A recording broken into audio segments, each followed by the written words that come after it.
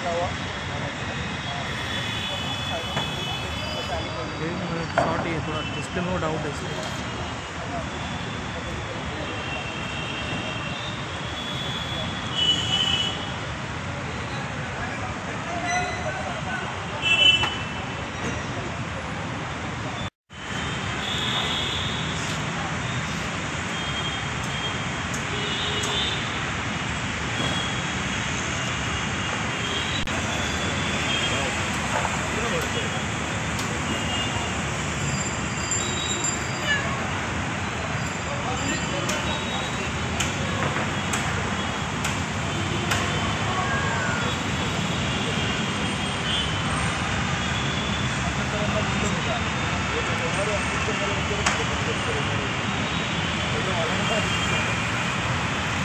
सुरू आहे कारण मुंबईतली सर्वात मोठी दहीहंडी सेलिब्रिटीज येतात, पॉलिटिशियन्स येतात, सामाजिक कार्यकर्ते सुद्धा येतात। कशा प्रकारे यावर्षी दहीहंडी साजरी करणार आहात? आज गेले 20 वर्ष आम्ही या देवीपाडा ग्राउंडवर दहीहंडी साजरा करत आहोत।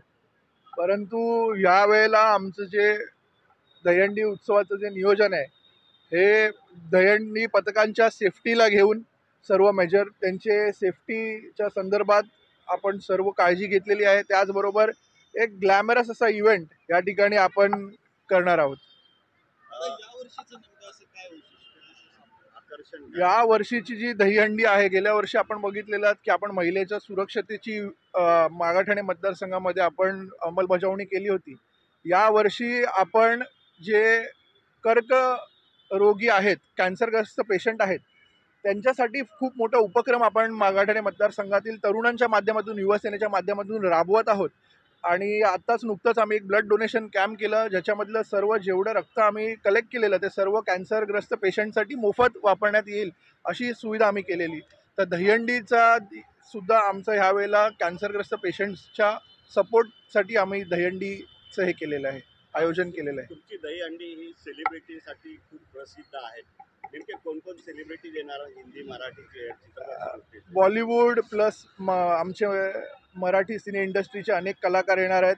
त्यामध्ये आपल्या सर्वांना कल्पना असेल संजू राठोड, ज्याचं गाणं फेमस झालेलं आहे गुलाबी साडी, गौतमी पाटील, राधा पाटील, त्याचनंतर छोटा आपल्या सगळ्यांचा आवडीचा छोटा पुढारी, आणि त्याचबरोबर अनेक असे मोठ्या मोठ्या सेलिब्रिटीज, जॅकलिन फर्नांडिस असतील, नार्गिस फकरी असतील, अशा सगळ्या सेलिब्रिटीज आपल्या मागाठाण्यात आपल्याला येताना दिसतील।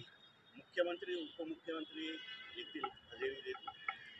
खरं तर आमच्यासाठी आमचे सर्व तेच आहेत आणि त्यासाठी आम्ही आमंत्रणसुद्धा केलेलं आहे। आपले महाराष्ट्राचे CM सन्माननीय देवेंद्र फडणवीस साहेब, माझे सर्वस्व माझे गुरुवर्य एकनाथजी शिंदे साहेब आणि आमचे डॉक्टर श्रीकांत शिंदे यांना आम्ही आमंत्रण दिलेलं आहे। साधारण किती गोविंद पथके येतील वगैरे असं काही अंदाज लावला तुमच्या टीमने?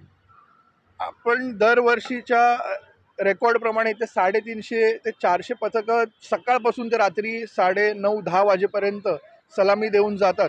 आता ह्या वेळेला पथकांमध्ये कदाचित वाढ झाली असावी, त्याचं कारण शिंदे साहेबांनी दहीहंडीला साहसी पदाचा दर्जा दिलेला आहे आणि संरक्षण विमा देण्याचं साहेबांनी म्हटलेलं आहे। तर नक्कीच यावेळेला महिलांमध्ये पण आपण बघाल की महिलांचे गोविंदा पथकसुद्धा माझ्या मतदारसंघात तरी वाढलेले आहेत। आधी 3 होते, आता या ठिकाणी 7 महिलांच्या गोविंदा दहीहंडी पथक वाढलेले आहेत। प्रथम बक्षीस त्या ठिकाणी आपण बघाल की आम्ही बूम उभारणार आहोत की हुक ज्याला असेल आणि तो हुक लावल्याशिवाय आम्ही त्यांना परवानगी देणार नाही आहोत सलामी देण्यासाठी। त्यांनी हेल्मेट घालावं, लाईफ जॅकेट्स घालावे आणि खालीसुद्धा आम्ही मॅट्स वगैरे ठेवणार आहोत दहीहंडी पथक जिथे सलामी देणार आहेत, जेणेकरून कुठच्याच प्रकारचं दुखापत होणार नाही। आणि त्याचबरोबर ICU ॲम्ब्युलन्स 2 आम्ही अवेलेबल करून ठेवलेले आहेत।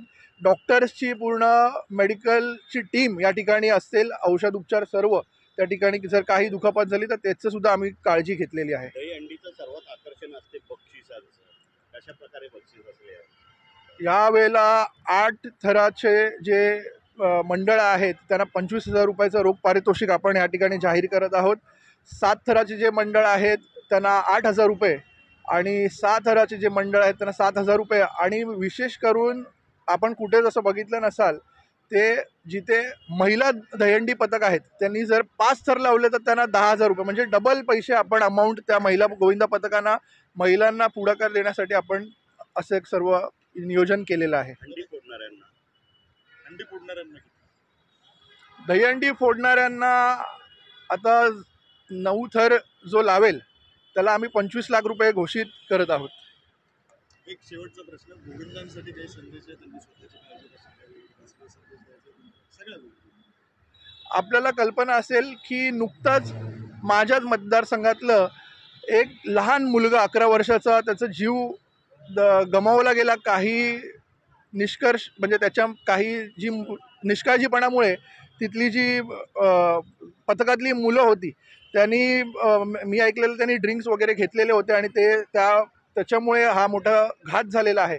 तर मी सर्व दहीहंडी पथकाच्या संपूर्ण महाराष्ट्रभरच्या दहीहंडी पथकांना विनंती करेन एक युवक म्हणून की हा साहसी खेळ आहे, हा स्पोर्ट्स आहे आणि स्पोर्ट्समध्ये कुठच्याच प्रकारचं व्यसन त्या ठिकाणी आपण आणू नयेत.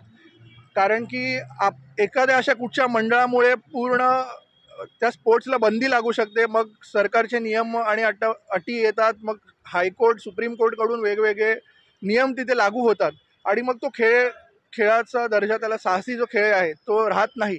त्यामुळे मी विनंती करेन की आपण सर्वांनी फिटनेसकडे लक्ष द्यावं आणि एक सेफ आणि चांगली दहीहंडी त्या ठिकाणी साजरा करावी.